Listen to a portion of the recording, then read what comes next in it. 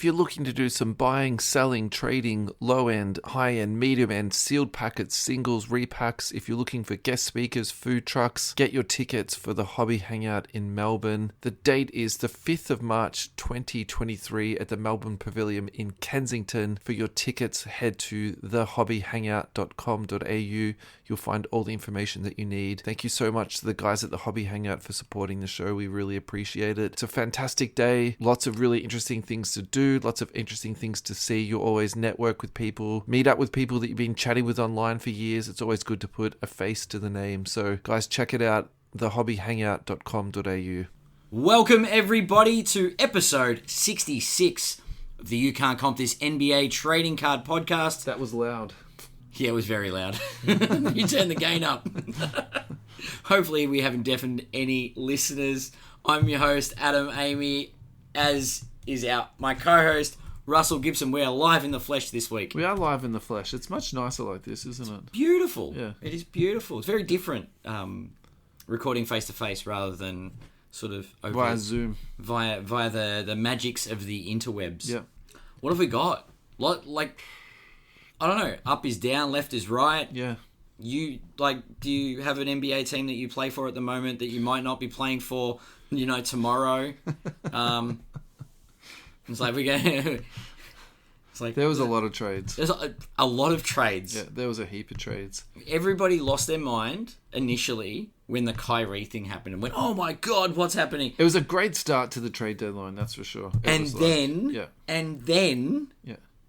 it was one of those hold my beer moments where like Rob Pelinka's like, well, you know how everyone was going to talk about how Russell Westbrook's getting traded? Let's do that. And then Patrick Beverley put out a thing saying the boys are back, and then the boys weren't back because Patrick Beverley was on the move. Yeah. And then all of a sudden it was like, but remember how they need to get rid of Jay Crowder in Phoenix? Here's an idea. Let's go and get Kevin Durant. It was crazy. I felt like someone was playing NBA 2K with all the settings modified. Yeah. So that there was no trade override blocking. Yeah.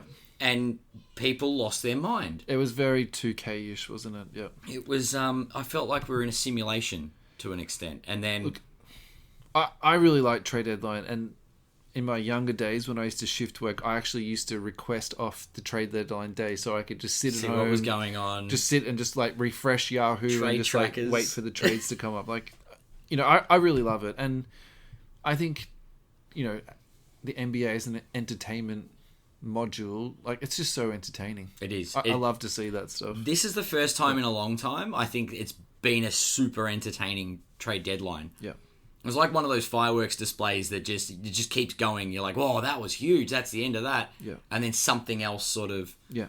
does the big finale. Yeah. So, guys, it's a really easy breakdown for this week's episode. We're going to review every single trade. We're going to go through every single trade, bar none, that happened in the deadline. Bar none? And bar none. We're going to go through everyone. We're even going to go through the Kings trade. Even if you don't know who got traded to the Kings, you are, at the end of today's episode, the Spurs and Raptors? You are going to know. We're going to go through every trade, Adam. And we're going to nerd out as much as we can. This is trade deadline and so juiciness. I'm a really big fan of the Yahoo and the ESPN trade ranking. So what I want to do is a hobby rating for each trade. So we'll say... Hobby rating for each trade. So, for example, Kyrie...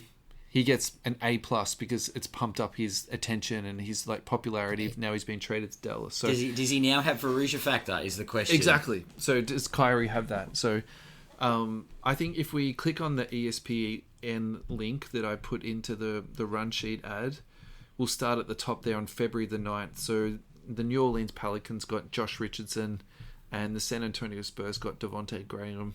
4 second-round picks went to the San Antonio Spurs. I'm a little bit surprised by this because I actually thought Josh Richardson was very much a Spurs guy, kind of like how Rudy Gay is, and they kind of just have Spursy players that make sense for them. So I understand why the Spurs did this, because I think to get 4 second-round picks Yeah. It's a lot of assets, even though they might wash out to be nothing, but also too they might wash out to be something. So I think the risk and reward is really good there. So just on second round picks, are these things like discount vouchers that you just get stuck in your pocket and coming out in your laundry kind of thing? So apparently 35 second round picks got traded at the deadline, and it does. I wonder if because teams have run out of first round picks now, they're like, okay, these are the assets I've got left. I'll just like trade you these sort of thing. Because it seems like no one wants to give up a first round pick, which is understandable. But second round picks, go nuts.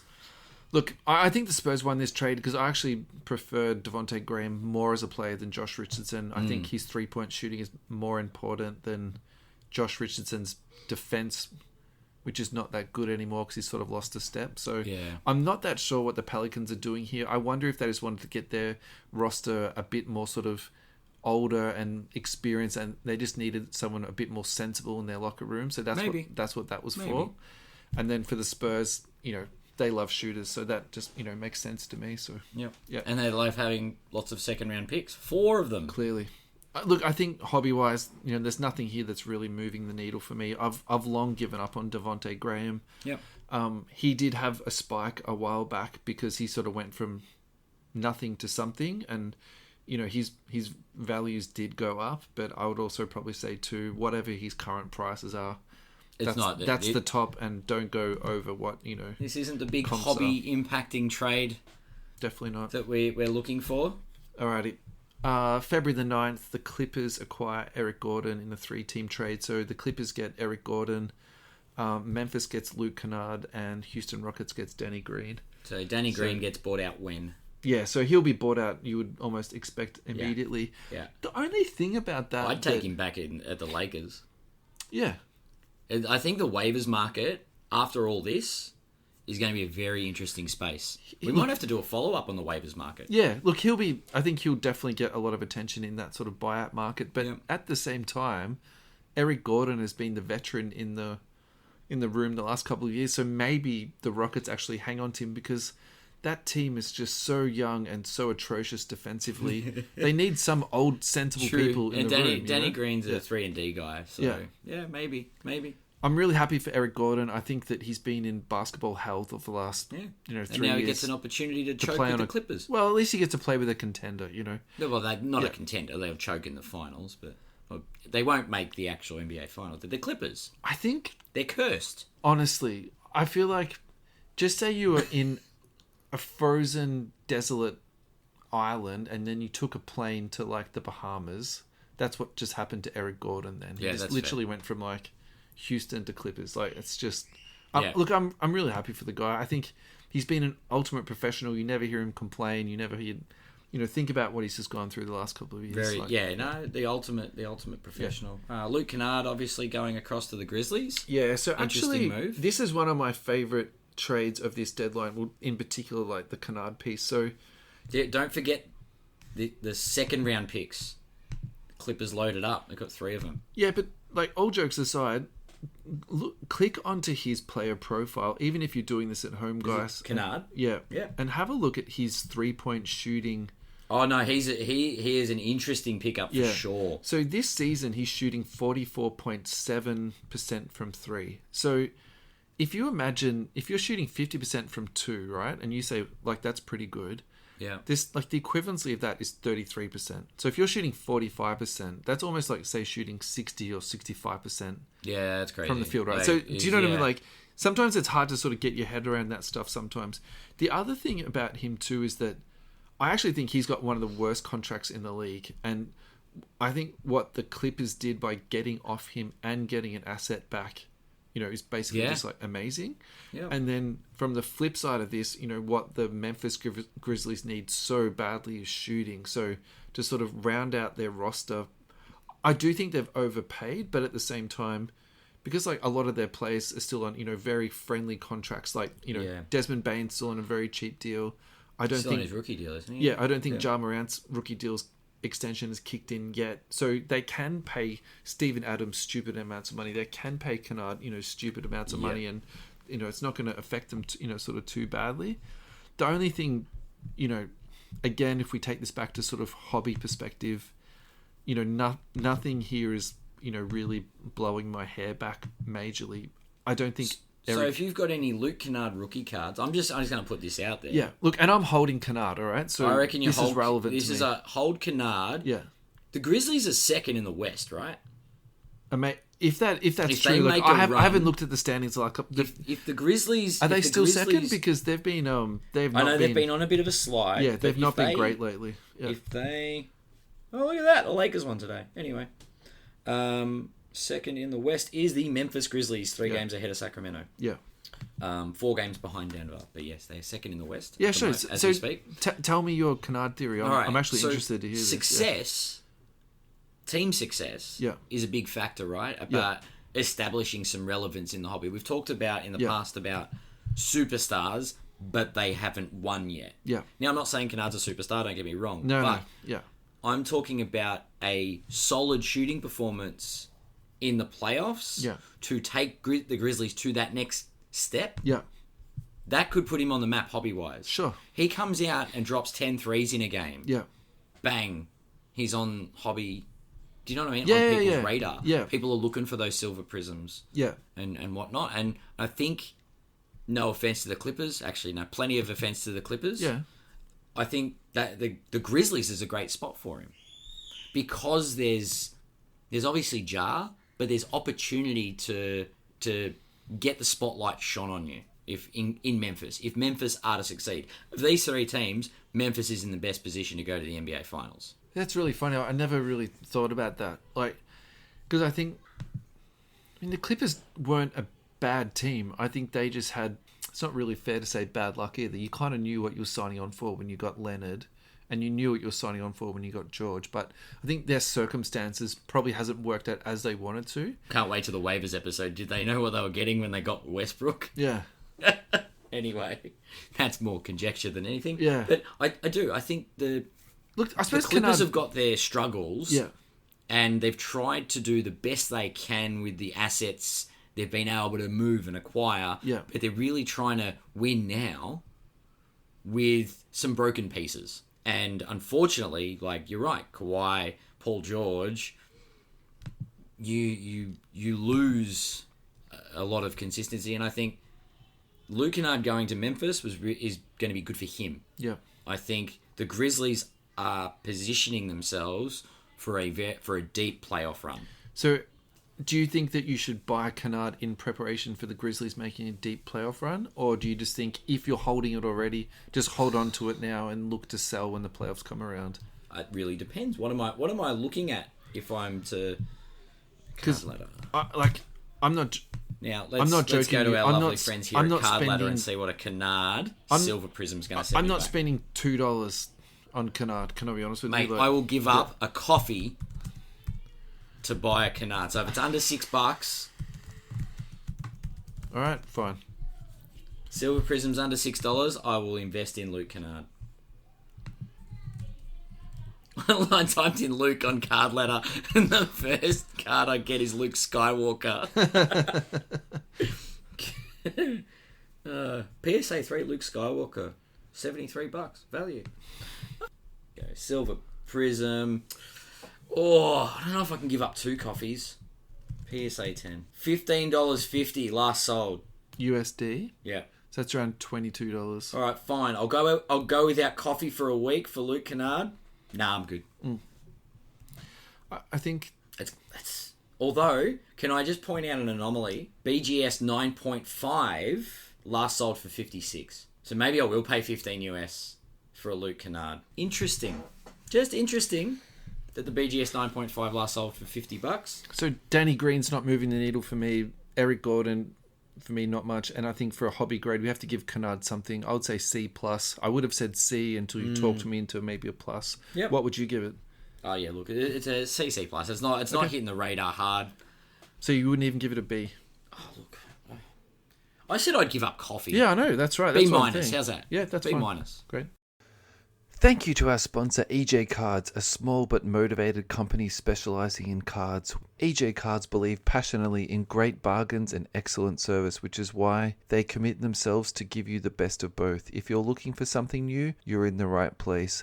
EJ Cards strive to be industrious and innovative, offering customers something they want, putting their desires at the top of the priority list. Find EJ Cards at www.ejcards.com.au or shop 394 to 398 Middleborough Road, Blackburn, Victoria, and also find them on Facebook. Thank you very much, EJ Cards, for sponsoring us. All right, February 9th, Lakers and Magic swap mo.bamba for Patrick Beverley. So I'm going to give this almost straight away. This is, for me, is a B for mo.bamba because he's still a young guy. And I think he's moving to, you could argue the biggest market in America. Literally, the we're talking about spotlights on players just then. Like, if there's a bigger spotlight, I don't know where it is. Yeah. But the Lakers that's where the spotlight is. Yeah. As much as it upsets me at times being a Lakers fan, there's a lot of pressure in the big city. But when they do succeed, the spotlight is well and truly on the new acquisitions, and everyone in Lakerland likes jumping on board and supporting their newest acquisition. So I'm sure there'll be a little bit of hobby love there for Mo. Yeah, look.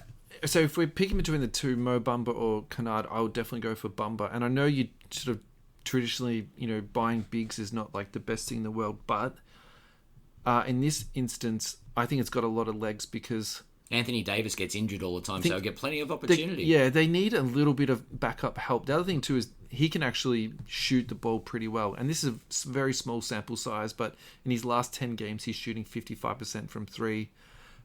This season, he is shooting nearly 40% from three. He's shooting 39.8. Yeah. And, a big guy that can shoot. Love a five that can stretch the floor. With LeBron James, because essentially, LeBron is, one of the better playmakers in the league still. I really like this acquisition for them. On the other side of that, you've got Patrick Beverley going to the Magic. Look, whatever Beverley's prices are currently, I don't see him getting, a bump at all. I feel like that the Patrick Beverley collectors out there, all three of you, two of which probably don't listen to the show. Let's be real, there's not many. he's a guy you want to have on your team, but as far as hobby value goes, he's never really been on the radar. I think there's opportunities for mo.bamba. You're right. The spotlight's going to be on him, front and center. If you've got him, they're probably going up. He'll put in a good performance at some point. Yeah, you're right. So mo.bamba is up 58% in the last 2 weeks. The rise is already. So he was already rising stock, so to speak, and now he's gone to LA. It's gone up significantly on the last sale, so nice. I think that will keep trending upwards a little bit more. Well, unfortunately, he didn't make his debut. I think he's injured. Is he injured? Probably just passing through his medicals and clearances. So it's a long way to come from Orlando to Los Angeles. It's the east coast of the west coast. Maybe he missed his flight. This is true. Yeah, it's true. Yeah. Alrighty. Yeah. February 9th, 3-team trade between Warriors, Pistons, Hawks. Atlanta gets Sadiq Bey. Detroit gets James Wiseman. And Golden State Warriors get Kevin Knox and 5 second-round picks. Is this just people trying to do more second-round picks? Like, is this becoming a measuring competition? Like, oh, well, this guy's worth... Maybe it's just easier currency. 5 second-round picks. Look, I think let's start with James Wiseman. I think the other reason why we should start with James Wiseman too, because if you check your email, we have got a fantastic graphic from Ryan at Gemrate. So Ryan, thank you so much for this. So basically, if you listen to last week's episode, Ryan came on to us and off the air, he's actually offered to provide us each week some content. So he's going to put together some stats for us. And actually this week he's put together a nice little graph. So we'll put that up on socials for everyone to have a look at. And then basically the idea is that you and I will just chat through and see what we can make out of it. So I think my only sort of drawback from this that I can see so far is Ryan is a lot smarter than me. When I'm looking at these stats, I'm having a bit of trouble working it out or what it means. But oh look, it's just number of. Hang on. Oh, I love it. So what it numbers. What it is it's a graph showing how many cards are being graded from January 22 to January 23. Yep. He's had 2 quite large spikes. In February 22, he had 2,300 graded in the month. And then October 22, he had 2,200. But I would say progressively the number of his cards graded has come down. So the last statistic is January 23, and that was 706, which is his lowest. Yeah. And so what I would take away from this is just showing the Wiseman market cooling off. Because true. I think, at the start, there's obviously that huge buzz. Whether the kid can play or not, is almost irrelevant.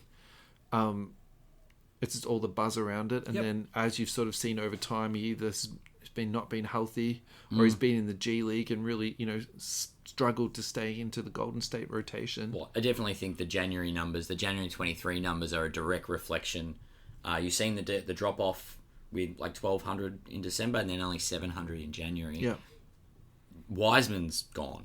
As far as that's what people were thinking. They're like, that's not stock we're investing in. Yeah. The interesting, the follow up about the data that we're looking at. Yeah. I'm just conscious and trying to be mindful of when cards are released. So when Prism comes out, is that where we see the biggest spike in cards graded? Yeah. Because obviously the Silver Prism is the creme de la creme of getting cards graded. So post that Prism release, you'd see a spike. So we just don't want the data to be sort of misinterpreted. I think the February spike might be in conjunction with... Was that the Hoops release? Hoops and Donruss have come out for the... That's just me speculating. Look, I think that's probably a very fair and reasonable thing to say, but, I think we're seeing a trend. You're right. Yeah. I think here, for me, it's pretty clear of, really what's going on with this. Yep. The only thing I can sort of say to defend this is that, the NBA is obviously about talent, but it's also about circumstance. Yeah. And you could very well argue that the worst possible team that Wiseman could have been drafted by was the Warriors. And I think if you look back at that, the person that would have been better for that would have been LaMelo Ball, and then even better again, Halliburton. Maybe he went, that's going pretty high at that spot, but 20/20 vision is a wonderful thing. It is true. And putting someone like Wiseman in there who's all athlete and not very much IQ and basketball finesse into a team that is all finesse and all IQ, that doesn't make much sense at all, you know? So I think him going to a team that probably just runs a bit more sort of standard stats instead of constant read and react and motion like the Warriors do, maybe actually Wiseman might be able to, contribute. That's true. The other thing you need to keep in mind here is Wiseman's age. So Wiseman's only 21 years old, despite the fact that this is now his third year in the league. Yep. So mo.bamba, by contrast, is 24 years of age. Yep. It's interesting. It's always interesting that gap. Even when though you enter the league, is sort of a one and done versus a 4-year. You can still say there's time to prospect on mo.bamba, right? And you can still say there's time for this guy to get hot, but at the same time, the market has completely cooled off James Wiseman. Yep. And not the bottom's fallen out, but well, I think it's interesting overall. I think this trade in particular, we're looking at 3 very interesting prospects because they're all relatively young, and I'm actually thinking that, hobby-wise, this could be good for all players. Yeah. Do you think someone like James Wiseman going to Detroit? Now, Detroit need to find an identity, right? And they're still they're in this building process. They're trying to get some decent draft picks and build something for the future. Yeah. Wiseman could be a key piece here. Yeah.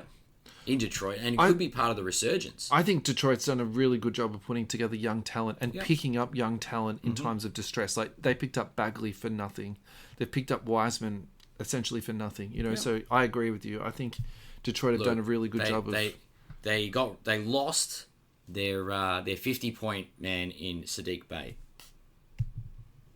Now, that said, Saddiq Bey in Atlanta could be interesting. Yeah. So let's do a hobby grade for Wiseman. What do you give for this? Wiseman? Yeah. I'll give him a B+. Yeah. Because I think this could be the resurgence. I was so close to an A-, but I still think B+, because it's Detroit. Let's not get too far ahead. So I can't find any PSA graded cards of him, but raw cards. So he's actually been down to $5 for a raw. Yeah. Up to $26. and his last sold was 20. So I think in terms of him going from Golden State to Detroit, I think you have to give it an A just for the fact of where he was drafted and his pedigree. The only thing to add to that, I'm putting A with a star, because if this fails, I really think this could be unrecoverable for him. So in saying that, like for example, mo.bamba, what's 50 for a PSA 10 or 20 USD for a Wiseman, like, you can really make the argument, both ways. And I would be very happy to engage with people over that. But if you say to me, I think the better buy is a raw for $20, I'm totally fine with that. I can tell you he's up. He's up 200% since the trade deadline. Like he sold on the 8th of February for $9.25. Yeah. Right? Someone bought on the 10th of February for $20. Mm-hmm.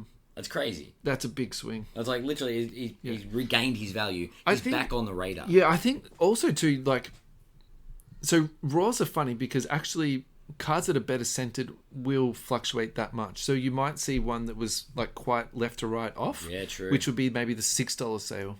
And then the one that was like better centered would be the 20. So do you know what I mean? Like you... Yeah. Yes, it has gone up January, and down. You're selling for like $3.70. Yeah. But it's down, isn't it? Irregardless, it's really down.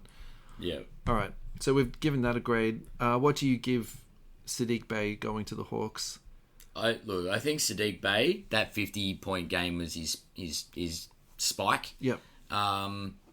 Maybe he can do that. Maybe he brings some energy to Atlanta, makes them relevant again. Yep. Like I think they had a good playoff appearance. Like they finished well, but they didn't do it last season, and this season they're not looking great. So Atlanta need to do a lot to sort of get back to relevance. And I think if Saddiq being added to this roster helps, maybe he drops another couple of 50-point games. Who knows? Yeah.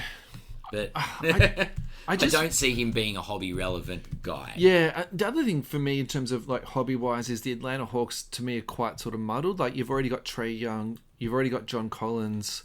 They'll need success. They will actually need success. You've got DeAndre Hunter, like, how much more, and then DeJounte Murray too, haven't they? That's the other guy I sort of forgot. So I think, I'm very much like buyer beware in Atlanta. Well, even if you just look at the Hawks, is there better people to, sort of put your money into than Saddiq Bey? So that's the other thing.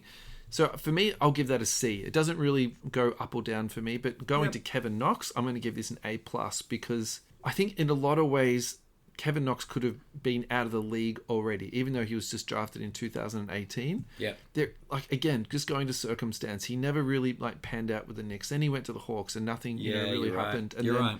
For him to end up in Golden State, I actually think they need another wing. And actually Knox can shoot pretty well. Like I'm down with that, yeah. Yeah, for sure. Really understood why he sort of flashed out as badly as he did. So looking at his PSA 10s, his silvers, last sold for $12. So I think in terms of buying a couple of these, putting them away, waiting for the playoffs, for me this is just A+. I just don't see a lot of risk here in terms of buying someone in this sort of distressed state, particularly going to the Warriors that could have a deep run. Yeah, so, and look, the Warriors. I tell you what, there's some more interesting stuff about the Warriors, and find it. Yeah, I'm excited for some of these trades and how that will translate down the track and where someone like Knox will fit in. Yeah, with the Warriors, I think he's in a much better place for him. Yeah, right now. So I think this is good for him. Yep. And it's it goes into a place, goes somewhere where there's a winning culture. Not to sort of poop on the Knicks, but he was drafted to New York, and it's been an awkward start to his career. Yeah, he hasn't been around success. I think Tibbs is a tough guy to get into his rotation. You're either a Tibbs guy or you're not, and clearly Knox was not out there. Yeah. Atlanta Hawks get Garrison, Matthews, and Bruno Fernando. The Houston Rockets get Justin Holiday and Frank Kaminsky. I don't even understand this trade, frankly, at all. I don't even understand why you would make this trade. I'm just going to say that the most interesting part about this trade is the 2 second-round picks. Yeah. That were added for the Rockets. Yeah. Look, I don't think there's much hobby-wise, unless you're, like, collecting the rainbow of holidays. Yeah. Like, you want all the Holiday brothers together. Maybe you want Justin Holiday in a Houston jersey. Yeah. That's the only hobby relevance I can see. I'm sorry if I've offended any Holiday collectors. No, that's fine. Look, I think all these guys are pretty, niche guys in the hobby, and it's not going to. We're not going to get any hate mail from like Frank Kaminsky collectors. No. I think look, there's going to be people out there that collect these dudes, but I think most people who collect them would admit they're pretty niche. Look, I guess Houston's in trouble at the moment. Players going to Houston isn't probably the ideal thing for their hobby relevance, because, well, in my opinion, team success as well as hobby relevance, I mean, there's a correlation there. Yeah, definitely. The problem is for Holiday and Kaminsky, they might not even be in the rotation. A lot of these players get traded to locations because they're going to be bought out. Yeah, that's possible too. Yeah. Look, I actually think the most important player in this trade is Garrison Matthews. I think that he can shoot the absolute lights out. And in terms of the Hawks now having another floor spacer, they've absolutely got one. His 3-point stats aren't as good as what I was thinking. So for his career, he shoots 36. This season, he's only shooting 34%. But I really like him as a floor spacer and really not too much more than that. So, yeah. I think for me, that's the most important player out of this trade. Honestly, I can't even see Kaminsky playing in Houston. Now, on to the value of 2 second-round picks, because there's the next trade that came up. What the Denver Nuggets were thinking. So what's your thoughts on this? What's your thoughts around this trade? I think they were trying to clear up a roster spot, honestly. Yeah. The Nuggets are first in the West and are trying to win now. And unfortunately, the development of Bones Highland is not at the forefront of their mind. Development isn't something they're looking to do. They want to win. And that's what they're trying to do. They cleared up a roster spot. They've come to play in the trade game, because obviously there's another move that the Denver Nuggets have made. Yeah. And I think Highland might get a real good opportunity in Clipperland, because who knows what's happening in Los Angeles. Hobby relevance-wise, I know... Well, I got the feeling that Bones Highland was sort of getting a bit of interest hobby-wise. Definitely. He's definitely got like a very sort of he was someone I was looking at. Base of collectors underneath him. Yeah. I was actually looking, going, you know what? I might grab a couple of these if I can get them for the right price. Yep. It's interesting, because I don't think you would be able to get much data given... While you're searching, I'll just run you out my theory on this. So my initial theory on this, when I heard it, was salary dump. Yep. And sort of hold your thought on that. And in the future, they picked up Thomas Bryant. So I thought that's what they were doing. Essentially, they were dumping salary so they could bring him back in. And I think that's what some smaller markets do. They literally, to acquire one other player, you need to get rid of another one. But that's the most upsetting trade for the trade period that I can talk about. Is I understand why, but Bryant. But you are right, though. They also did free up a roster spot. So maybe what I didn't think about is they actually now put themselves in to get someone off the waiver wire. So maybe that's Danny Green to fill in that Bones Highland spot, because the word on the street was, reading Denver Nuggets Twitter, was that he didn't play enough D to get into the playoff rotation of the coach, which is kind of interesting considering how much of a high-octane offense that Denver Nuggets team is. Yeah, but you're looking for very specific things, I guess, come playoffs. I like Bones Highland as almost a Vernon Maxwell, that insanely confident, nutcase guy that just goes out and, causes havoc. So he's a loose cannon. I was surprised they let him go. But, that all could change if they pick up Danny Green. And I'd be safe. That's fine. That actually makes sense, But that's a part of their this is their window. Yeah. This is the Nuggets' window, right? So they need to be very careful with they need to get this right, because they could win the championship this year. This is their run. Yeah. They're clearly the best team in the West. Yeah. And if they hit their straps at the right time and everything, barring injury, of course, I think they're doing all the right things. And they are positioning themselves for a very deep run. Yeah. And obviously there's another trade with the Thomas Bryant that shows the direction they're headed. I think that this is really bad for Bones Highland's hobby value, though. I Agreed. give this a D, maybe even D. I was going to say D+, but I think it's a D. And the reason I say that is because he's not going to be in their starting lineup, and then coming off the bench, Terrence Mann's going to come off in front of him. So it's possible he's going to have a lot of DNPs, unless they have some type of injury. So I think the Clippers are renowned for injuries. This is bad. Like, this is really bad if you're holding Bones. Yeah. On the flip side, you might say, look, I think this kid has got a lot of legs.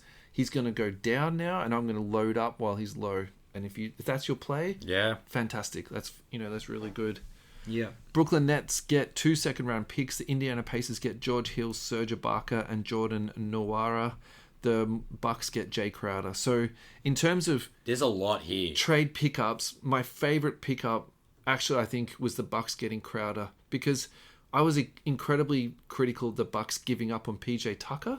Yeah. And actually now we've got 2020 vision. They've essentially said, I'm not going to take back PJ Tucker, who's now getting 0 points a game in Philadelphia. Yeah. Now they've got Jay Crowder, who can get 10 to 15 a game and he's defend. A risk because he hasn't played this season. I don't actually see that so much as a risk, because has he stayed in shape?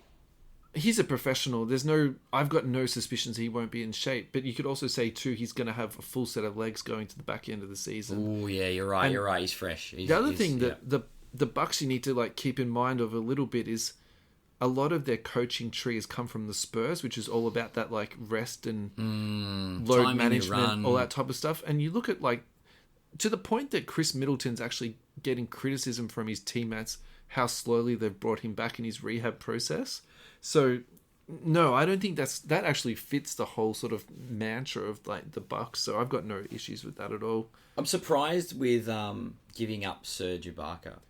So my take on that is that they brought him in and essentially they've just given up on it. And the same thing with Denver being in a small market, needing to manage their cap. They tried something and it didn't work out and they've just flipped it and moved on. Yeah. For me, the piece that I don't understand is George Hill, because I actually quite like him as a player still. Yeah. I know he doesn't play that much, but he can still defend. He can still shoot. But I guess this is similar to the Denver situation. Yeah. Where they're constructing their playoff team, and the playoff rotation is 6 to 8 guys. Yeah, it's or 8 to 9. Yeah. You're gonna get 8 is your core. Yeah, and if you don't make the 8, you're not really gonna be there at the pointy end of the season. Yeah. Jay Crowder is a very very targeted acquisition. Yeah, and I think fantastic the Bucks have scored big time here. Really, it's my favourite pickup. It was good. It's just good to see that because he obviously wasn't coming back to Phoenix, so they got that done. Yeah, it's good. So I think hobby-wise doesn't move the needle for me much. Jay Crowder or whatever. I'll give that a C. 5 second-round picks? They got split up. Sorry, I'm really excited by all these picks. The Jordan Nwora piece, so I think that's interesting because just how the Pacers have been reloading with young talent, so have the Pacers. The Pacers have actually got a really good Jalen Smith, Isaiah. I'm surprised. Halliburton, Benedict Mathurin, Jordan Nwora. There's a lot going on there. So, I think if you're going to watch somebody out of this trade, it's obviously Jordan. What that sort of pans out to be. Look, I'll give that a B just for the fact that, he's going to a very promising team that he might get some run out there. Do you think Ibaka's a good fit in Indiana? Look, I suspect he'll get waived and retire. He's really at the very end. The back end of his career. Yeah. And George Hill. Yeah, same deal. He might be just a veteran in the locker room, to be honest. Yeah. Retire in Indiana. Portland Trailblazers get Matisse Thybulle. Philadelphia gets Jalen McDaniels, and Charlotte gets Svi Mykhailiuk, if I've said that correctly. Svi Mykhailiuk. So, for me, Matisse Thybulle was never going to fit in Philadelphia. He's like the opposite of what Daryl Morey believes in terms of shooting and offensive prowess. In saying that, you do need defenders that can defend in the playoffs, and Thybulle is that guy. It's a shame that he's going to Portland then, because they're not going to make the playoffs. I'm just being facetious now. Yeah, I mean, really interesting about Thibault, he's actually 25 years of age already. He's not a young man. Yep. And he Well, hasn't... there's a lot of second-year players that are the same age as him. Yeah. I mean, so he's been in the year, he's been in the league now for 3 years. Yeah. So, the hope for this guy is that he can defend and then he can develop a three-point shot. Sure. But now that he's 25 years of age, what's the probability that he's actually going to develop a three-point shot? Yeah. Hobby, value for him. I think this is a good thing for him going to Portland because he probably will be in their rotation. And rightly so. He should be in a rotation. He's an NBA player. But, yeah, I'm very sort of careful with him. I think the only reason why he's a safe buy is the Australian factor. Yep, He's always going to have. I was going to say the only bit of hobby relevance in this trade, Svi doesn't really set the world on fire for me. Jalen McDaniels, probably more interested in the two second round draft picks. I actually think Matisse. McDaniels is going to be in the Philadelphia rotation because he can defend the 4 and the 3. Yeah, maybe. And he can shoot enough to to spread the floor. So McDaniels takes away some of Tobias Harris's minutes as the playoffs go on. I'm not going to be shocked because Harris's range is he can shoot the 3 okay, but it is limited. Whereas McDaniels, I think, is just happy to let the thing go. So. And the funny thing about Doc is he's very set with his rotation. So maybe this is not even worth speculating on at all. But I think I've never felt Tobias Harris is a Doc guy. That's my only sort of thing about that. I don't really think that if they can move on from Tobias Harris, I think they would do it in a heartbeat. Oh, really? I think so. It's Yeah, I know. It doesn't. Yeah, you're right. Thibault's the only thing in this whole trade that's exciting, and it's because we're in Australia. Yeah. Is Thibault. Yeah. And I don't think the trade actually impacts his hobby relevance. No, definitely not. Because Aussies are going to buy Aussies no matter what team they play for. And I don't think going to Portland makes that much difference. So. Yep. A few people that go for the 76ers that'll start going for Portland. Yeah. That's literally it. Yeah, so actually, I'm going to give Thibault a C. Nothing up, nothing down. McDaniels, I'm going to give a B+ too because I think he's gone from a team that is irrelevant going to a team that's relevant with the potential to be very much in the rotation. Ooh. So, and again, I think he'll be a rotation piece. All the chips have to fall the right way, but I think Philadelphia's got a very strong roster. So, yeah. Yeah, I think Philly's an interesting. I don't know. I'm trying to understand how they're constructed and what their what their plans are for every move they make. Yeah. I think you just have to think back to the Houston Rockets when Daryl Morey was there. That's like the end game for Philadelphia. Yeah. Yeah. February 9th, Lakers get Davon Reed and 3 second-round picks, and the Denver Nuggets get Thomas Bryant. This is, hobby-wise, it's the nail in the coffin for Thomas Bryant, I think. Unfortunately, because I'm glad I didn't send it off for grading. He's going to back up Joker, and there's nothing that's going to change ever in that space. No, but what happens when the Joker needs help in the finals and Bryant is huge? This man is a solid performer. I actually think Thomas Bryant could be an interesting piece. He can shoot the 3. I think basketball-wise, it's very clever what the Nuggets did because I think they're preparing for a great run, and the Lakers actually, as much as I hated this trade, because I was really on board with Thomas Bryant. He's a good NBA player. The Lakers got him right to be the center because AD doesn't like playing center. Yeah. All he's done all year is come off the bench. Yeah, it hasn't worked, but he's a good piece. He can start at the 5. Jokic can play the 4. They can go Twin Towers if they want. No, that's not happening. There'll be a time where they run out a big lineup. Yeah. Just to mess with people. It's like when teams run a zone. Yeah. Right? I'm going to disrupt play and I'm going to do this. Yeah.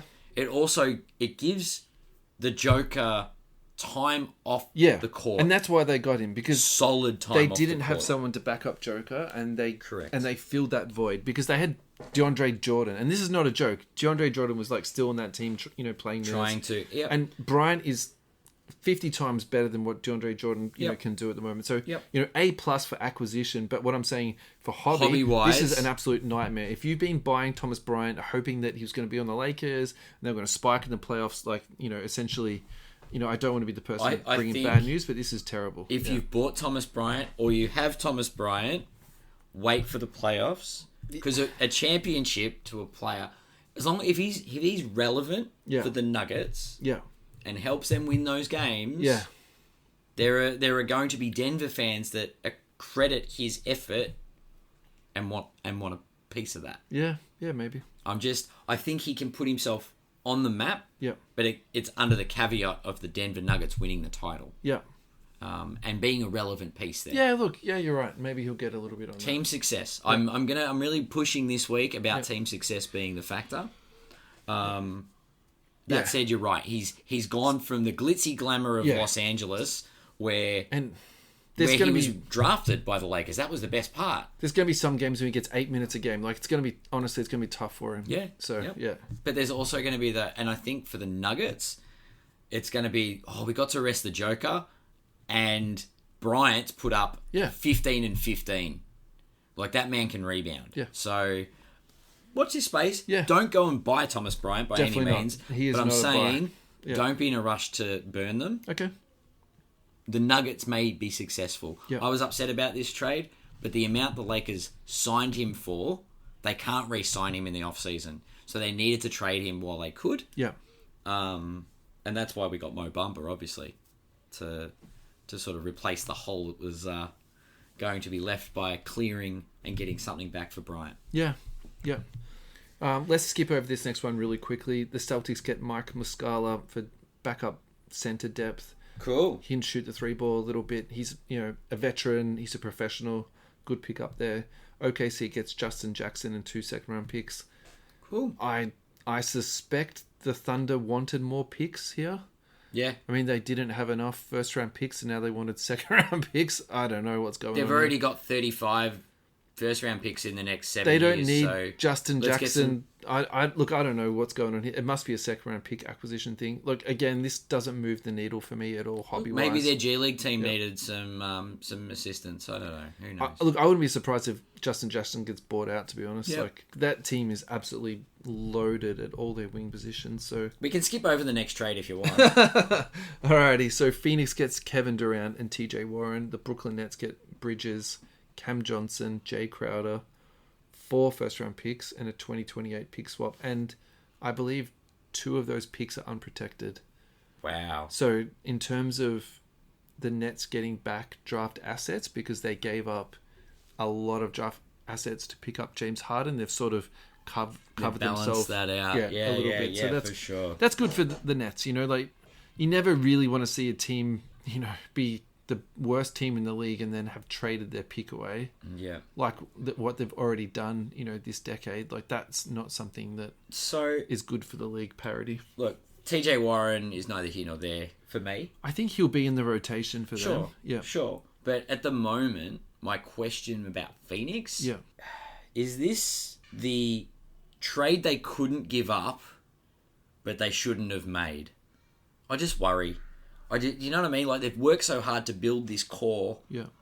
And Chris Paul has done so amazing work in Phoenix. Devin Booker, like, they had the real makings of a good. Yes, they made a run and they didn't get there, but I don't know. This is all the eggs in one basket to me. No, they didn't lose Chris Paul. No, they didn't lose Devin Booker, but Johnson and Bridges are a big give up to their identity.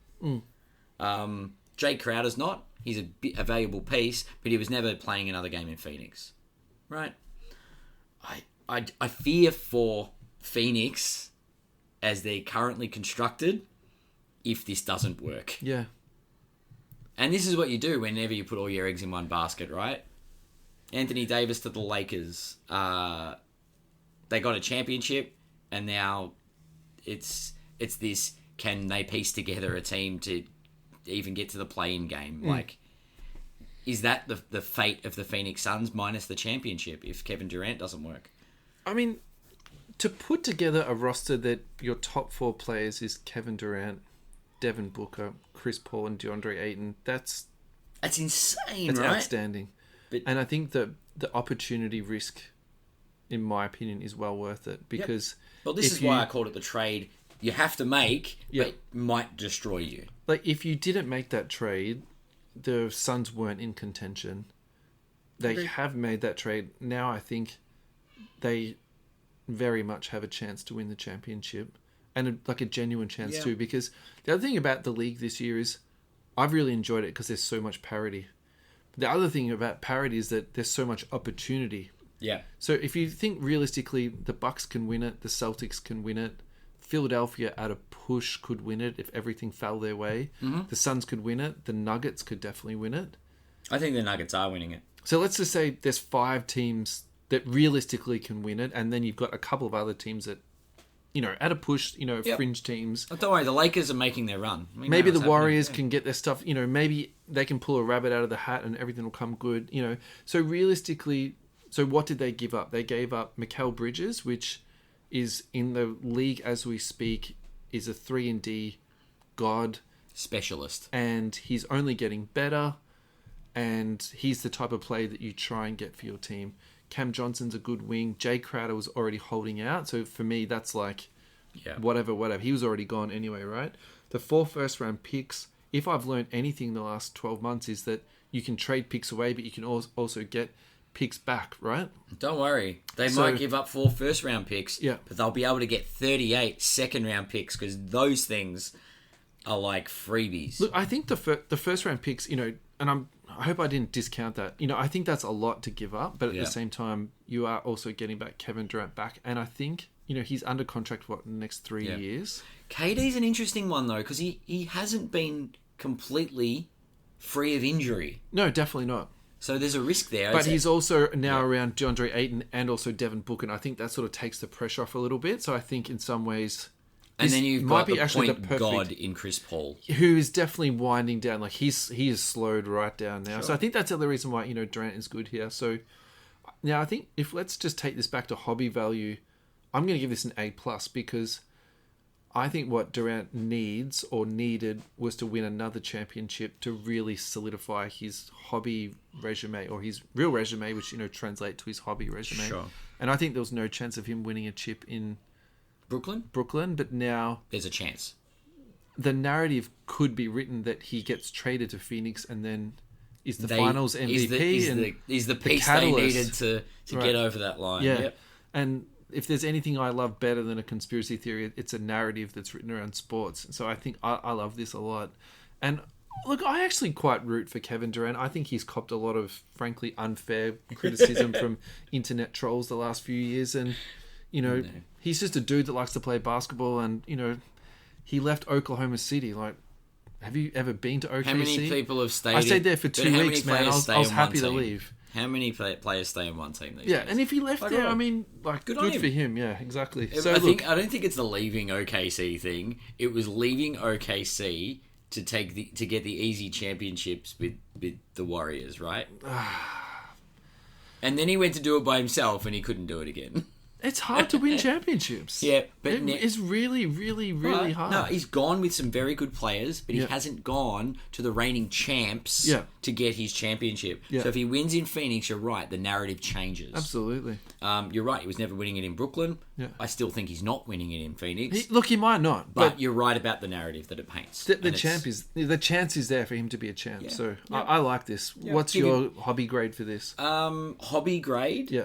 Look, I actually think it's not good hobby wise for the Brooklyn side, Mikal Bridges and Cameron Johnson. I just think the Nets aren't a good place hobby value wise. Yeah. I don't see them. I feel like they're going to be in a rebuild very soon. Yeah. And I think Bridges and Johnson might be on the wrong side of that rebuild. Yep. Like, they'll be good players on a bad team. This is assuming that things go worse in Brooklyn. Who knows? Yep. They might actually progress. Like, they might find what they're looking for. But I don't know. I don't see their value going up. Kevin Durant, obviously the piece that goes to Phoenix. I mean, I think hobby-wise, KD has his fans, Yeah. and Kevin Durant has his not fans, we'll call them. I don't think this changes it. You don't think you'll get more fans in Phoenix? I think you might get a few people latch on from Phoenix. Yeah, I think so. But I mean, that's just. I think it equates to the ones that he had in Brooklyn, but and also, he's lost. No Phoenix fans have a good reason to hate him, do they? No, not really. No. Did Golden State knock out the Suns at any point? What, last year? In their runs when KD was there? Oh, no. Yeah, Phoenix weren't making the finals. Because I'm pretty sure Phoenix nemesis has been Dallas the last couple of years. Yeah. So it's been... And Denver. No, but it's very much... Phoenix sucked when the Warriors were winning their championships. Yeah. And, like, I can't emphasize the word sucked anymore. Like, yeah, they were tough. Yeah. Remember, like, Philadelphia tanking? Like, Phoenix was doing that without the getting good stuff. Yeah. Mikal Bridges, Cam Johnson, what do you give that for a grade? C. Hold him. See what happens in Brooklyn.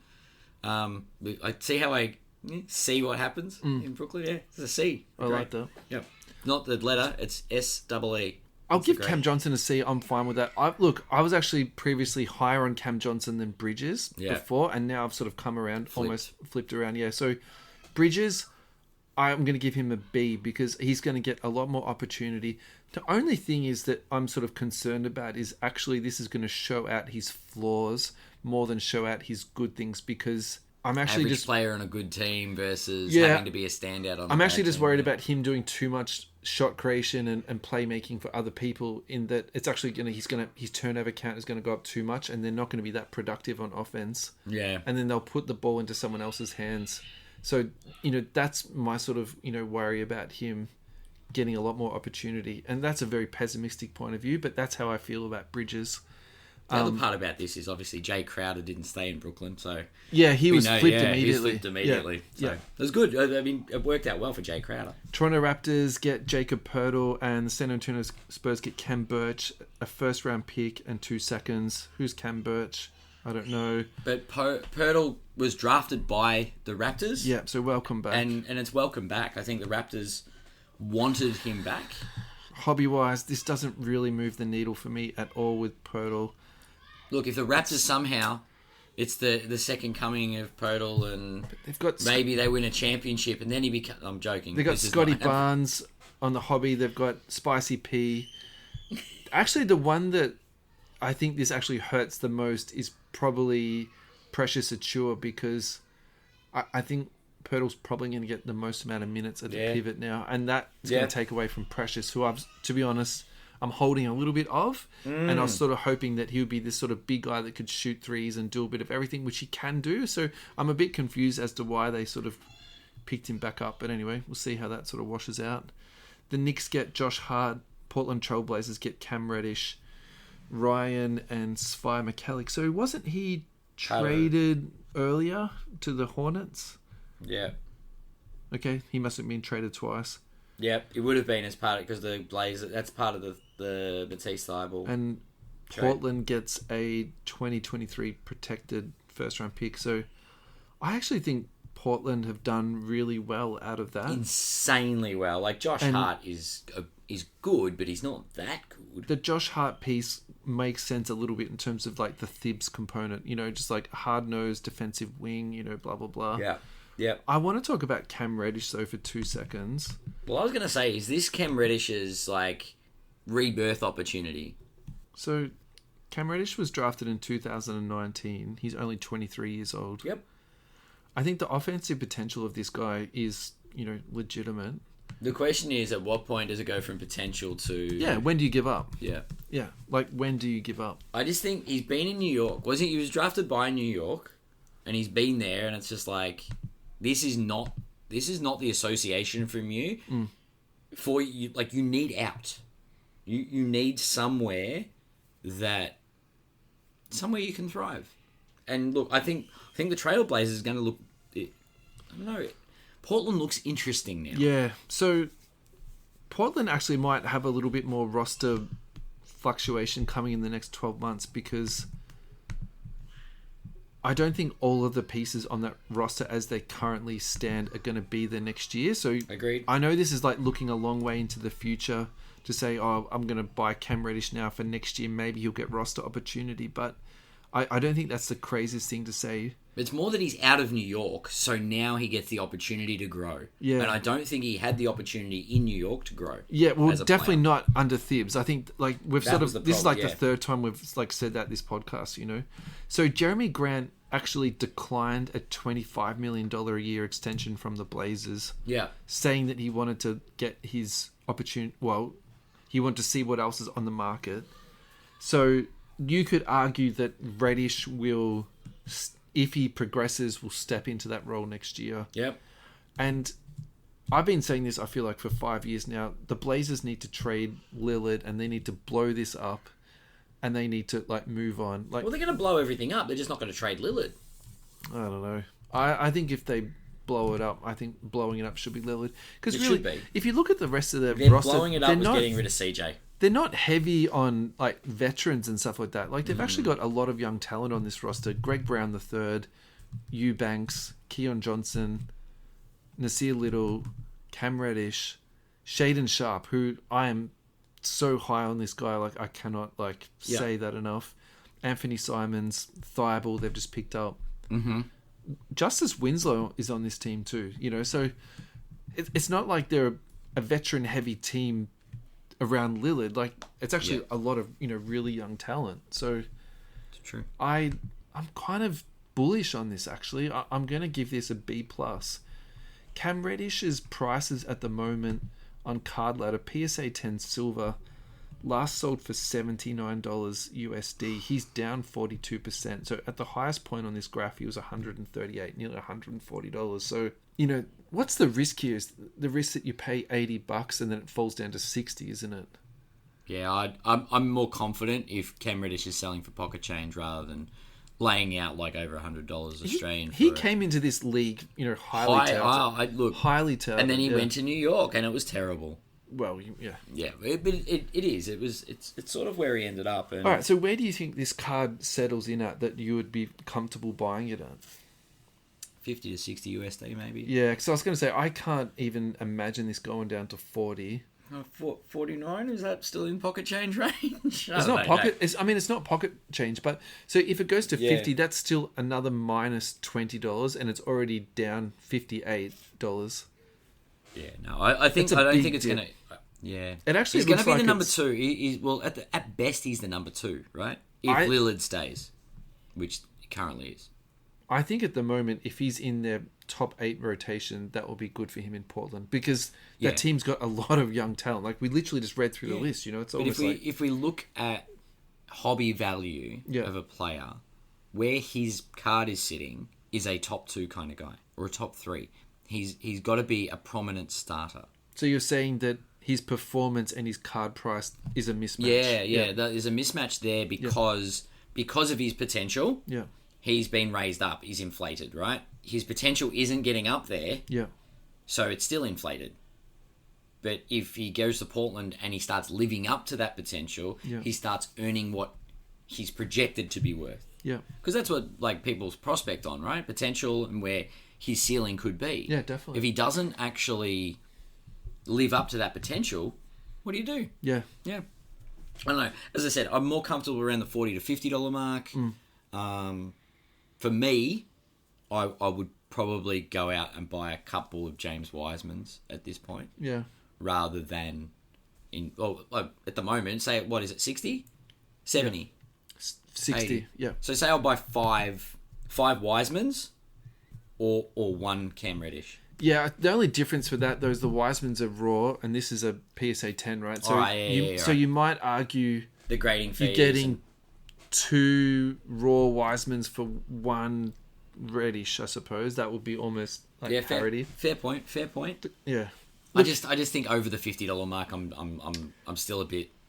I'm going to give this a B+ because I think that he's being moved to a team that he has a chance for it. Solid B for me. I'm putting an asterisk next to this B+ in that I'm not putting this as a buy though. I'm putting this as a hold and a watch. Mm-hmm. So I really think you should be putting notifications on for Cam Reddish at the moment and put him into your eBay notifications and and watch lists. Yeah. And the reason I say that is because if he does drop down further, I think he does become a buy.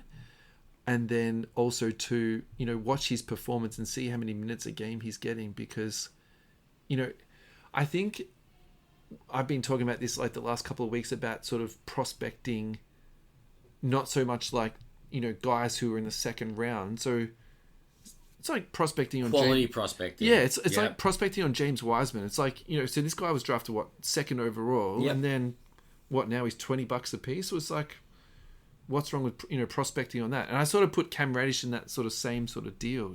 So yeah, and I think there are a lot of players that do still have potential in the tank. Yeah, like they would just give it's the wrong destination for where he was drafted. He's 23 years of age. He's young enough to resurrect an NBA career. 100%. And he's got enough talent to do that. It's talent and circumstance. We've said that. Yeah. Agreed. Yeah. Agreed. Yeah. Lakers, I'll give it a solid B for me. That's fine. I don't like a bold. We're just that's bolding fine. it. That's nice. That's a nice looking B. Yeah. B. Yeah. Bold. Lakers get D'Angelo Russell, Malik Beasley, Jared Vanderbilt. Wolves get Mike Conley, Nickeil Alexander-Walker, 3 second-round picks. Jazz get Russell Westbrook, Juwan Toscano-Anderson, Damian Jones, and 2027 first-round picks. So Danny Ainge gets another first-round pick out. Adam, I'll let you lead on this because I know this is very close to your heart. I don't want to talk about it anymore. Really? I don't. I'm not the biggest D'Angelo Russell fan. Okay. I know people probably don't know that. I'm excited because I do have a few Malik Beasley rookie cards. So if he does get into the rotation, start playing well, it'll be great. Hobby wise, I liked Russell Westbrook in Los Angeles, and I think he was the scapegoat because Darvin Ham asked of him a lot. This guy is a starter, and they asked him to come off the bench as the best thing for the team. Yeah. And what Russell Westbrook did was say, yes, coach, if that's the best thing for the team, I will do that. And he put his hat in the ring as sixth man of the year because he's been burning off the bench. He's been on fire. He is not the reason the Lakers have struggled this season. And there's been a lot of negativity towards Westbrook. Yes, he's got a flawed jump shot. Yes, he's a bit, we'll say, all over the place at times. But his work ethic is first rate. Yeah. And he always comes to camp in shape. Let's put it that way. He's the guy that is always there ready to to work. Play. Yeah. Comes to work every day and works his butt off. And all he gets for working his butt off every day is relentless criticism. I think if the Lakers had got success with him, he would be revered all over the city of Los Angeles. Unfortunately, we're also the only critics that I could compare this to would be Philadelphia. The way they can get off somebody, turn on one of their own very quickly. Yeah, okay. Is Philadelphia. It's that don't blame one guy. There's a lot of things that haven't come together in this group, and they have once again put all their eggs in one basket. Westbrook was an eggs in one basket acquisition. If they hadn't made that acquisition, so I'm not sure it was an eggs in one basket. So my recollection was that team basically burnt out with AD and LeBron, and they needed to add they got rid of Kuzma, a max type talent to that team, right? And essentially, that was the best max play they could get. That was my recollection, But now you're blowing up the future to appease LeBron. And I'm not sure about that. I mean, they actually got younger in the trade, and they didn't. This trade is good. The getting Westbrook in the first place put them in a very difficult position. Yeah, and. I mean, they've done well with what they've got, but I think at the time when I heard about the Westbrook trade going to Los Angeles, I was optimistic about it, and I thought maybe they could make it work. Westbrook would sort of stop chasing stats so much. He would make. I don't think he's chased stats while he's been in LA. I think Russell Westbrook just can't help it. I think that's just the way he plays basketball now. He literally just collects stats, and I think his shot selection is absolutely woeful at times. Do you know what we haven't spoken about is LeBron getting the scoring record. So let's no. Let me tie that back into Westbrook, right? Okay. So think about how LeBron played in the game when he got the scoring record. You could actually see him chasing points and chasing stats. Westbrook? LeBron. Oh, yes. Right? Yes. And if LeBron wanted to chase stats, that's how he could have played for like the last 20 years. But actually, the last 20 years, and LeBron's actually been criticised for this, he's made passes to other people when people said, actually, you should have taken the shot at the end of the game. Or he's played the team first role and, moved the ball around instead of taking the shot, right? Yep. Whereas Westbrook, on the other hand, he's like, I'm getting this shot up. If it's at the end of the game, you've seen him like shoot those terrible shots at the end of the game. It's like, it's coming from He wants Westbrook, to be the clutch right? guy. Yeah. And so when I say to you, like, he's chasing stats, like, you're saying no, he doesn't. I've seen him box out Carmelo Anthony to get a rebound. Yes, his when own they're on the same teammate. team. Yeah, that's right. Okay. Like, I get it. But I think does that win Los basketball Angeles, games? And that's, for me, this is where it comes back with this guy. He can average a triple-double for 2 years. But I think this is the Russell Westbrook that came to LA, the good teammate from Washington that will do team first stuff now. Yeah. When he's running the second unit, yes, he has those brain fade moments where he jacks a shot up stupidly. So let me agree with you that this is the best version of Russell Westbrook. Okay, let's just say I agree with that with you, right? Even if I do, but then that mesh with LeBron, I don't think is that great. But that's why why acquire him? Like, why not? They shouldn't have. LeBron, If you got 20/20 vision, you say, okay, we shouldn't have got Westbrook in the first place, right? So now let's flip this around. Now they've picked up D'Angelo Russell, and this is the part that I really like because he can shoot, and LeBron needs shooters around him. True. And I think, again, the criticism of Russell is that he's not the best playmaker and shot creator. He doesn't need to do that anymore. The ball's in LeBron James's hand 65% of the time, right? So actually, I think this is the perfect marriage. I have a very tainted view of D'Angelo Russell's time in LA. Malik Beasley is frankly a gunner. He shoots, 8 threes a game? Yeah. The Lakers need shooting. And Vanderbilt is a big guy that's like high energy. He's listed as a forward on. He'll play a bit of center for them. Sure. So, for a trade, I think this is A+. For hobby value, D'Angelo Russell going to the Lakers, I'm going to give this a B+, because I think any value that this guy did have, that's going to be now, multiplied just because of. And if you've got those D'Angelo Russell rookie cards, he is in purple and gold because he was drafted by the league. That's right. You spoke about Malik Beasley before. Look, I'm probably not as high on Beasley as I am with Russell in this situation, but I think that's good. So I'd say give that maybe like a C+. I think the one to keep an eye on, though, is Vanderbilt, just because of, without even looking up the value of his cards, I'm going to speculate you're going to pick them up for pretty cheap. And I think that, you could see that sort of 300%. If they're, say, $5 or $10, they could easily go to $30 if he's like, rotation and the Lakers go deep. So I like this a lot. For the Wolves, this is a home run to get Mike Conley. They've turned someone like D'Angelo Russell. They didn't extend him in Minnesota. That, to me, sort of said the writing on the wall that he was going to leave. So instead of losing him for nothing, now they've got Mike Conley to work with, who is like the polar opposite of him. He's just like the steady floor general. I like that a lot. I would have liked Conley instead. Yeah, look, Conley would have been good for the Lakers, like really good. Yeah. I suspect the contracts didn't work. He's getting paid a lot. Yeah. He's getting paid big bucks. Nikhil Alexander-Walker, I think that's a good long-term prospect. Hobby-wise, there's nothing really that blows my hair back with Conley or Walker. Yeah.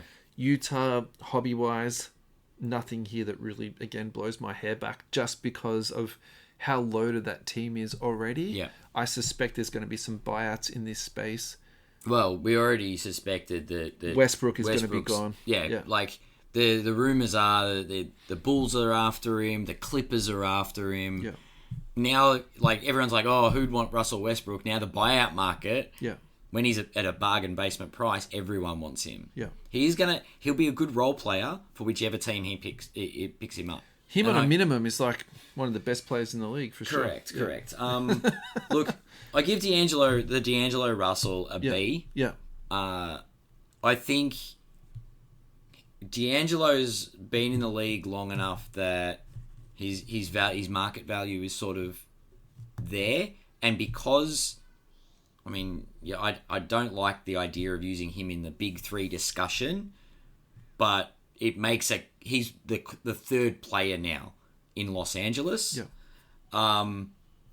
I think he's overshadowed by AD and LeBron. as far as he's never going to be the standout number one guy. No question. But I think his hobby value. I'm not even looking into D'Angelo, but he's back in LA. There's people will jump back on him.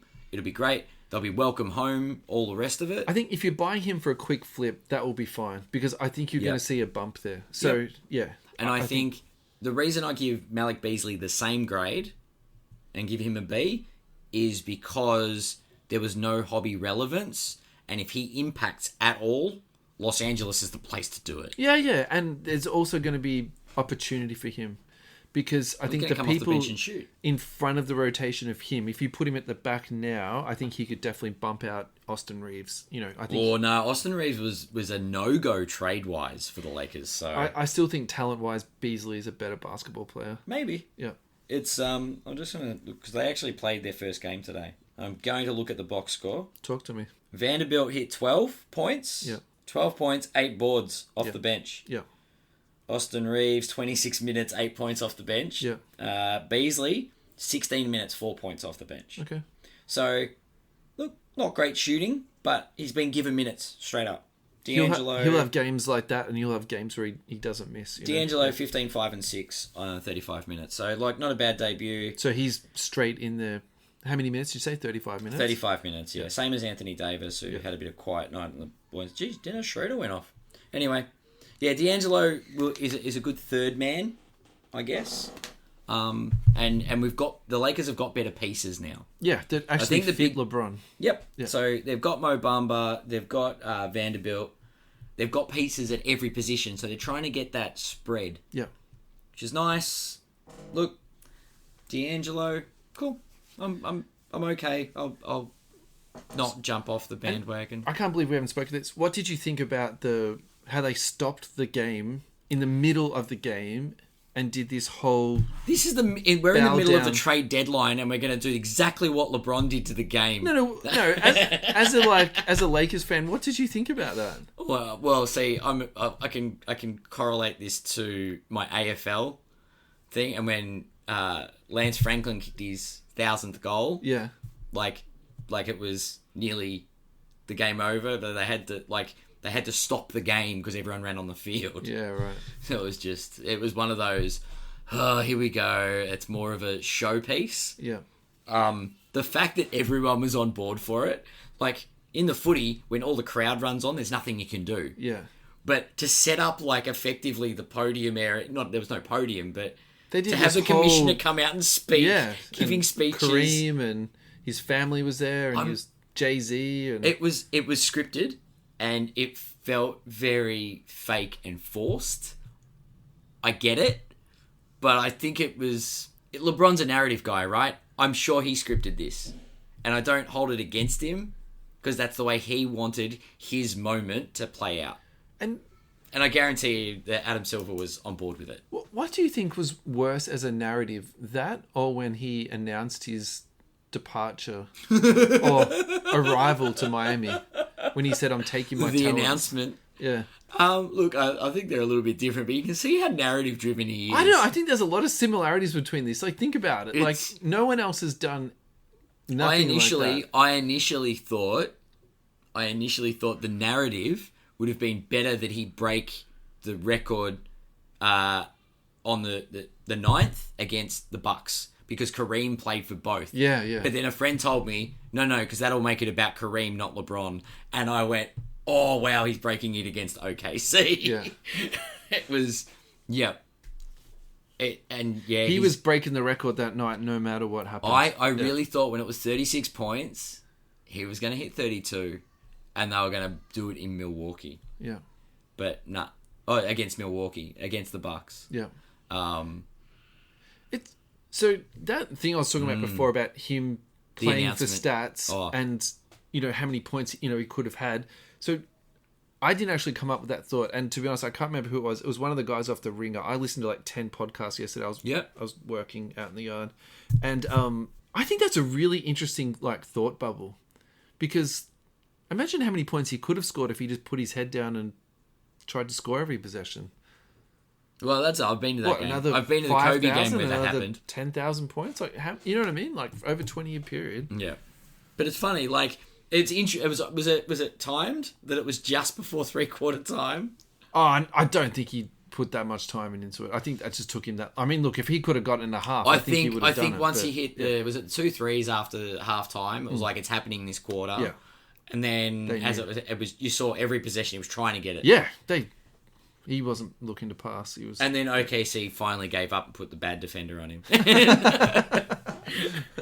Like, just let it happen. Kings get Kessler Edwards and the Brooklyn Nets get the draft rights to David. Oof, this is going to test my pronunciation. Mishanu, yeah. That's a deep cut. Look, nothing really again moves the needle for me on this in terms of hobby value. I think this is a good pickup for the Kings just to sort of solidify their bench a little bit more. Kessler Edwards and a bag of cash for draft rights. Yeah. Nice. All right, let's move on. San Antonio Spurs get Dwayne Dedman and a second-round pick, and the Heat get cash considerations. So do you know what the funny follow-up story to this is? There was a, whether it's true or not, a Facebook post came out today that said Pat Riley didn't trade Kyle Lowry because he actually fell asleep through the end of the trade period. So if they traded away Dedman to clear up a roster spot and got cash so they could spend it, he basically just like slept through it. That's pretty funny. Bow. Yeah. That's probably the most entertaining part of the trade anyway. Did we talk about Kyrie trade last week? Look, we touched on it. Yeah. I don't think we really broke it down much. Okay.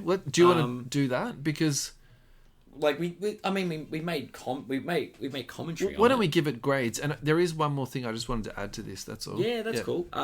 So I'm giving this an A+ for Kyrie. I think that his hobby value has absolutely tanked the last couple of years, and we did discuss it a little bit, but yep, keep going. And so, remember we had Mike Gio on a little while ago. Mm-hmm. So on one of his podcasts, and this might be going back almost a year now, he said again a year ago, I've been buying Kyrie because I just can't go past the value of like how much they've gone down. Yeah, and I would speculate in that time they've gone down even more. Mm.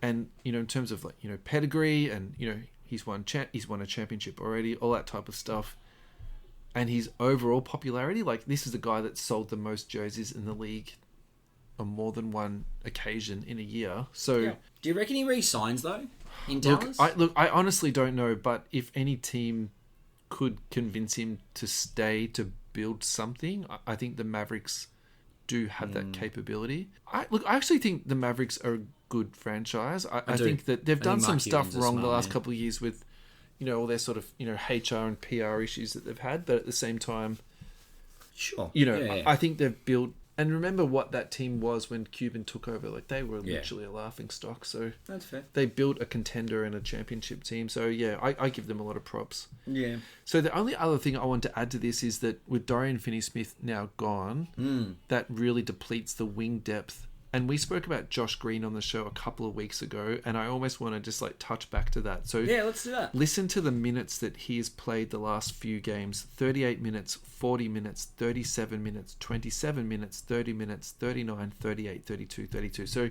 he's very much entrenched in the rotation. Now, the game that Kyrie played, his first game back against the Clippers, Green was actually in the fourth quarter subbed out of the game for a rest, and they literally stopped the game to get him back in. Yeah. And the reason for that was because he was just holding their D together. It was almost like sort of a linesman at the back. Yeah. And the other thing he was doing really, really well, and I didn't think about this enough, was his rebounding. He was actually clearing the boards for them in a really important way. And again, I just didn't. It just didn't really occur to me that he would sort of have that impact on the team. Yeah. And his rebounding numbers aren't. They're not like he's not getting 10 or 12 rebounds a game, but the ones that he does get are just critical, really crucial, hard fought. Ones that they don't have. Exceptional big men. So yeah, I was already high on this kid a few weeks back, and I feel like he's not part of the Kyrie trade, but maybe the. I've just given Kyrie an A, but let's call this an A+ then, Yeah. Kyrie, even the job of a point guard is to make those around him better. Yeah. Have actually made Josh Green better. Yeah. A better investment. Yeah, I'm just really high on this kid at the moment, and I just think that I know there's the Australian bias there, so some listeners might be saying, awesome. "Well, you're high on this guy because he's an Aussie and stuff like that." Like, actually, I'm not. It's got nothing to do with it. It was all about the Dallas production of wings, and now it's just been further compounded by this opportunity that he's now got. So, I mean, we've seen Kyrie in a couple of games now. So for the Mavericks, yeah, I think it's good for Dallas. We'll see what happens long term. yeah, But it is nice to have someone else in Dallas, yeah, as in a star. yeah. They're not a one-star town anymore. No, definitely not. They've got a star and a superstar. Yeah. I'm not going to call Kyrie a superstar. Luka Doncic is a superstar. Yeah, But they have a star and a superstar now, and I think that is a good thing for the Mavericks. So I'm not going to be critical. Hobby-wise, I still think it's... Look, I don't think Kyrie could get much worse anyway. So, yeah, A+. So Josh Green silver raws are selling for $10. Yep. His growth is plus 113% in the last 3 months. Yep. So that I'm not surprised by that. Like, that really makes sense to me. Sort of where he's on sitting people's radar. Yeah, and he's definitely, I think On that's the going to up. keep going up. Yeah. Yeah, for sure. So Dorian Finney-Smith, I would put him the same as Mikal Bridges of like, let's see where this guy goes, and he's going to have a lot more opportunity in that space. I think that's going to be interesting. For We'll him. see what Brooklyn looks like in a couple of weeks' time or in a month's time. Yeah. And then we'll sort of start to see where that's evolving. Yeah. Cool. Do we talk about Cam Thomas? I think we're really slipping all over the place now, but I think this is the other guy that we really need to talk about. We've finished up with all the trades, so we can have a bit of the trade deadline after party. Yeah. Because I tell you what, this kid, he's been having. If anyone's wondering whether the blackouts are occurring, it's because all the spotlights are on this guy. Wow. Yeah. Youngest player since LeBron.James to drop like back-to-back 40-point games. Yeah. Points galore. Yep. If anyone's sort of winning with the departure of superstars in Brooklyn, it's this guy. Yeah, definitely. So, again, I listened to probably too many pods this week, and we're so late to the party on this Cam Thomas narrative that everyone else has already been talking about him. But like, I listened to the wrong podcast, so what's your thoughts like around this in terms of what to do with your Cam Thomas? Okay, so just like you pointed out, we're a bit late to the party. Yeah. If you haven't shown up and already had your Cam Thomas cards, watch everybody celebrate because you've missed the initial spike, the crazy spike. I think that's okay, even if you haven't listened to any card related content for the last 2 weeks and you're unaware of him spiking. I still think there's room to grow. It's still time to sell. I think that's the key. And I think the question is... How long does this go for is my question. Yeah, but more importantly, there is going to be some people out there who are buying. And so I suppose the question is, how high can this guy go? And also to, where does his career, finish? And I think the thing that I sort of consider or maybe think about is the Jordan Poole thing from last year. When Jordan Poole's always the first. As soon as a player goes on a crazy spike... Yeah. Obviously, Jordan Poole's the first thing we go back to. And being pragmatic about it, could you have sold off your Jordan Poole then and, rebought them now and maybe sold off one and bought back two? And you sort of use that sort of same thing for Cam Thomas. And I think the other thing for me that's a little bit risky about Cam Thomas is what else does he do other than gun? So use Malik Beasley as kind of a measuring stick. Bang, bang, bang. Malik Beasley's on, Malik Beasley's delicious. If he's not, well then... Yeah. And does Cam Thomas sort of wash out as... Yeah. Yeah, no, that's a fair. Sixth man of the year coming off the bench and he just comes in and, like Jamal Crawford or someone like that. So, is he a good long-term hobby comp that you can sort of look up Jamal Crawford and go, okay, this is probably what I think, Cam Thomas is going to wash out like? Do I want to be paying this current X amount of dollars for his cards? I'm sort of a little bit... I'm not 100% sure that that's what I want to be doing with my cash, I suppose. Yeah, I'm like... Yeah. I would congratulate everybody that had the cards already, but I'm not going out of my way to buy them. It's too...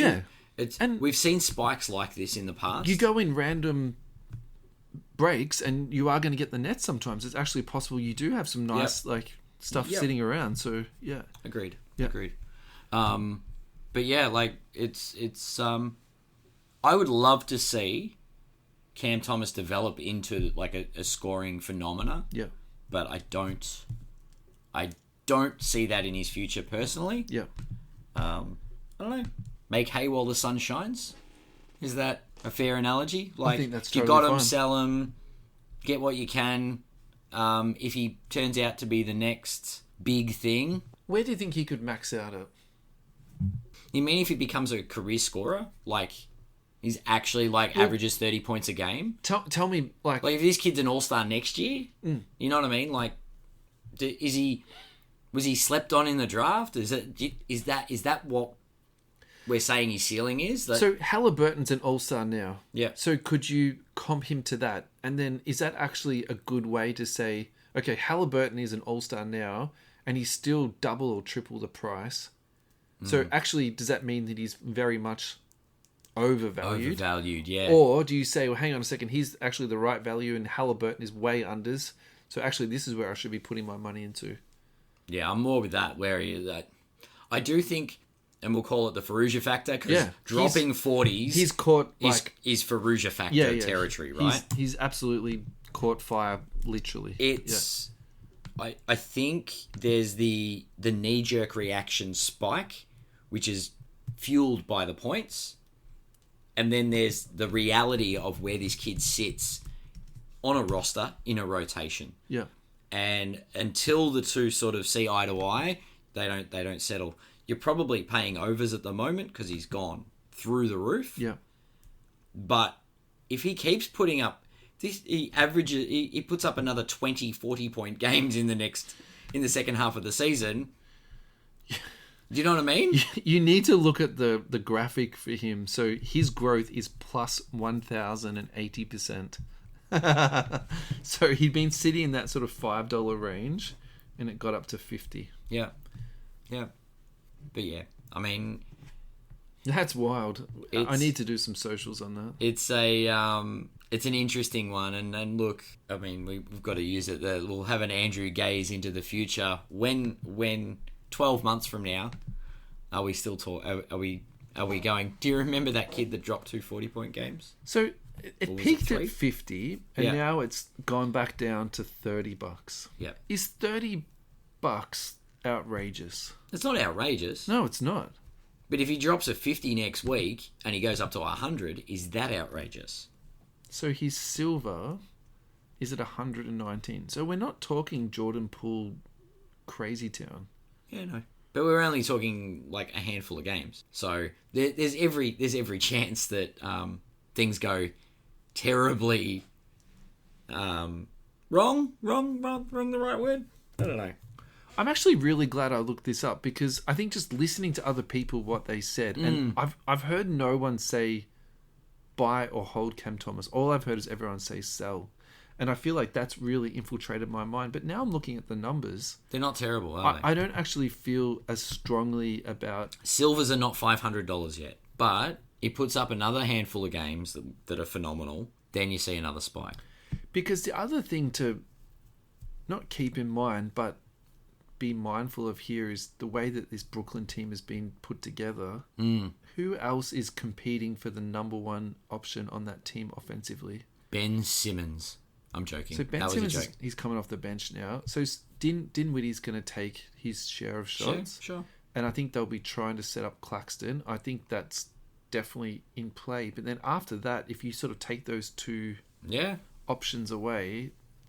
Because they've lost a lot of offensive firepower. They've lost... Like, Bridges is important, but I don't think he's going to be isolating. No. And Dorian Finney-Smith is very much needs someone else to create for him. So if you just sort of think about this for a second, he's most likely going to be the number one shot maker and shot creator on that team. They're trying to win. They've given away all their draft assets. There's no motivation for that team to be bad. So it's currently at $30. So look, do we check in a month and see how his performance is going post trade deadline? I think for a PSA 10, which is last sold for 120. So let's just say you buy one for 30. It costs you, 30 USD, which is 50 Australian. Yep. It costs you at least $30 to get it graded. So it's $80. Yep. So essentially you're paying $40 for a PSA 10. Yeah. I feel okay with that. And I think if you map out the upside of this team and the way it's constructed out, I don't mind betting on this guy.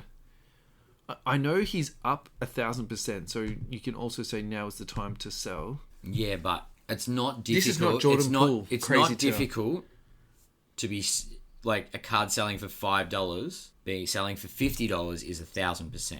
Yeah. Right. So it's 1,000% from 50 to 500. However, yeah, is a bit different. Yeah, no, absolutely. Yeah. So I don't think you're going to get another 1,000%, but I also say I feel like it could be a $100 to $200. Yeah, the NBA is about opportunity, and now this guy has landed in opportunity. So he's got a very, very big window of opportunity coming up in the next couple of months. I'm actually really intrigued by this. I think that I listened to other people too much in this instance, and I'm actually glad I sat down with this for 2 minutes. Yeah. It's there are gems that come out of the draft. Yeah. And look, guys, if you do decide to sell, I think that's totally fine, particularly if you roll it into something of your PC. If you've got cards sitting in a closet and you just sell this for $50 that you weren't going to get $5 for, there's nothing wrong with that. And if you got a random card in a break and you're a Brooklyn fan and got the player that you want, like a KD or whatever and it now was you flip at the time, this for $50, delicious. Yeah, exactly. Well played. Yeah. If you didn't lose money on it, it's a good thing. Final thoughts? We're up to an hour and 40 minutes. Well, my final thought is if we don't wrap this up soon, it's going to be a two-parter.